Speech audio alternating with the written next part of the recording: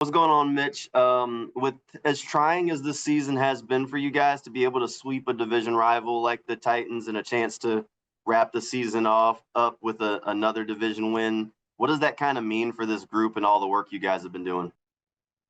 Yeah, you can call a spade a spade. This year has not been what we all thought it would be, and that's you know, it's tested us being professionals. And I think when you can put a game like we did yesterday together, it's just a celebration of the hard work that you put in, right? Because we've been working.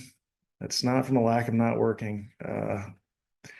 So to answer your question, it was a great experience being in that locker room after a win like that. And then we understand we're going into a hostile environment against a divisional opponent who's very good. So, um, listen, we all want to end on a win. You got to put your best foot forward as professionals, and that's what we plan on doing on Sunday. And does it mean anything that, I mean, that's a lot of the losses have been those close losses, one play here, one play there. This was another one of those games, but you actually kind of made the plays late that needed to be made. Yeah, it feels nice to be on the other side of those one score games, right? Like, uh, yeah, when you really look back and take a step back and you see those games that we lost, um, yeah, it's gut wrenching. It's heartbreaking. It wears in your soul. So to end up with a game like that when you're on the other end of that soothed us to say the least. Thanks, Mitch. You're welcome. We'll go to D-Rock and then Mark Long. Hey, Mitch. Good morning. Good morning. You've been with Doug before. Can you put your finger on maybe why his message completely hasn't been able to get through to the guys this year? I'm assuming he's sort of the same guy he was before and he hasn't changed. So is there any reason you can kind of figure out why maybe it just hasn't taken this year? I'm a little confused by message. Well, he was talking about, not making those same mistakes at the end of games, winning those one-score games, not trying to force a play, letting the play come to you, all those kind of things that he's mentioned with us. Listen, when you're in the thick of it, no one's trying to make mistakes and no one's trying to take something into the hands that in their own hands where they think it's going to be detrimental to the team. I don't think it's a lack of listening to someone's message. I think it's just we all understand that we could have done a better job executing the plays. And yeah, I think there's a lot of unfortunate learning moments this year that I think a lot of guys will carry on throughout their professional careers. Is this the kind of season that stings with you and sticks with you for a long time? When you had such high expectations and it went awry the way it has? Yeah, absolutely. I don't know if it's gonna. Some guys use it as fuel, some guys use it as a learning experience, some guys use it as both.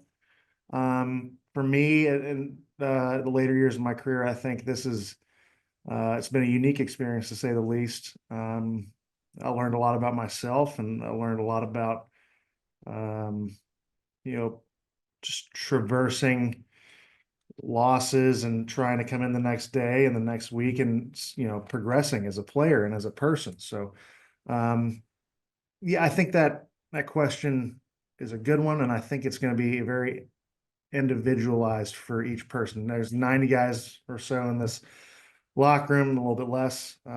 Each person's going to have a different answer for that. Is it easy for players to sort of compartmentalize the stuff that's going on where you don't know if the head coach is going to be back or not the next year because of the uncertainty? To be honest, it's one of those things that this is in my lane. My lane is to understand the game plan, put myself in position for guys around me to be as successful as possible. If you try to get outside of your lane or outside of what you know is in the realm of your control, that's when you just play a game of mental gymnastics. It's not, first of all, not healthy, and it's not going to help you do your job on Sunday. So that might be another answer that's just individualized to myself, but I feel like other guys share that same sentiment. Thank you. You're welcome. Mitch, you talked about what you learned through losing. What how have you managed this? I mean, when you're talking about, you look at your career 92-50 with, with 12 of those losses coming this year, it's got to be so different. And you mentioned learning to maybe get up off the mat every week, but what have you learned about yourself and maybe how to handle losing? Well, it hasn't gotten easier, right? That's good, I guess. Yeah, you're as a competitor, and not only as that, but as a person who you invest time throughout the week away from your family, you invest your body, you put yourself out in the line. You're disappointed when things don't go your way, to say the least. And the first thing you do is you look at yourself. And the one thing I learned is that that's all you can worry about. That's all. As a mature competitor, you have to focus on the things in your control. Like, listen, I can't control other stuff. And I'm not saying it wasn't my, I'm not trying to underline that any other message. It's just the truth. It's like, focus on the things that I can control, go out there, do your best to mitigate those. And then you have another game plan and you try to mitigate that and so on and so forth. So, yeah, hopefully that answers your question. Yeah, no, that's good. And secondly, this team blocks so well in pass pro, and then it really struggles, seems like, to open holes in the running game, especially in short yards. Can you put your finger on why it's so Jekyll and Hyde here? Well, I think for both passing and run blocking, there's so many different variables that kind of go into it. I think with the run game, everyone's got to be on the same page, just like the pass game. There's so many different variables that play into it. I don't know if I can totally give you an answer that there's just one thing that sticks out to me,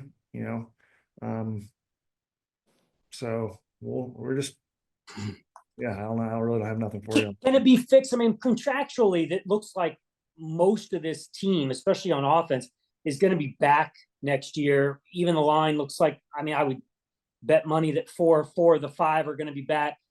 Can you get better from, I mean, I know you can get better, but can you fix maybe the running woes from in 6 months now? I can tell you next year. Okay, fair enough. Thank you. This will be the last one. Gary. Yeah, Mitch, do you think Mac Jones has proven enough to you and the teammates that he might be a starter in this league somewhere else in the future? And how far has he gone since Trevor got hurt and went out for the season? How far has Mac progressed? Well, I think Mac Jones is not only an infectious personality, really brings the guys along, really great to have in the huddle. His confidence is not cocky. It's hard to explain. He's got confidence in his guys. He's got confidence in what he does. And he does a great job of bouncing back from mistakes, but also learning from them, not just kind of laissez-faire run around with the football. I think Mac has a bright future in this league. And I think if any team gave him a chance to make him the staple guy, they'd be lucky to have him. It's been a privilege these past few weeks and months to play with him, just as it was with Trevor, especially as a guy who you kind of hated when you were in Buffalo with the Patriots, right? Like we joke about it all the time. He's just such a great dude, vibrant personality, and one of the most liked guys in the locker room. So I don't know the answer to that. I wish I had a crystal ball like the run game, but I love the fact that he's getting this opportunity. He's putting his best foot forward, making mistakes, learning from them, and then going from there. Hey, thanks. Yep. That's everyone. Thanks, Mitch.